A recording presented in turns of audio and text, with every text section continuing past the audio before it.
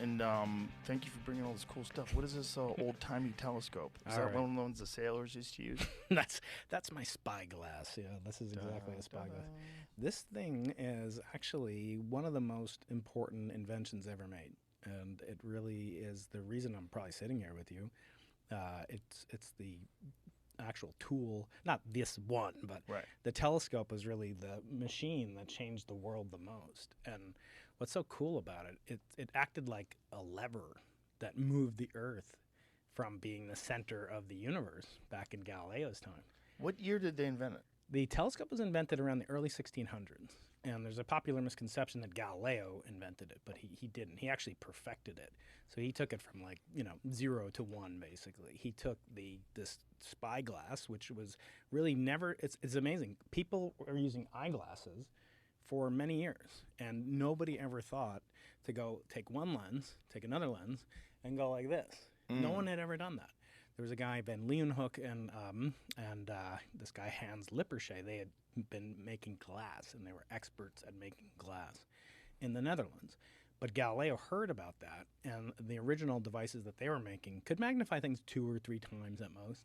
But Galileo realized, hey, I can improve this and then do, what mankind has always dreamt of doing, use it to make money and use it for military purposes.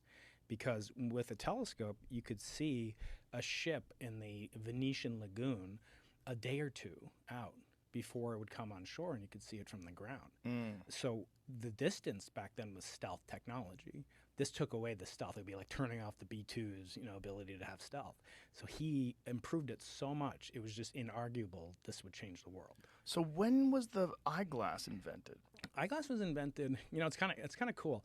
The eyeglass was invented in probably the late 1500s. These lenses. Wow. Glass used to be total crap. It would be like looking through a piece of ice today. These lenses are super clear and super clean. Modern lenses.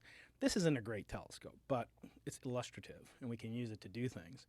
But what was so interesting to me, it's just like a quirk of history, is when these lenses were invented. Before then, you didn't. I don't know what your vision is, but mine's about 20/20. It's getting worse as I get older, obviously. Yeah.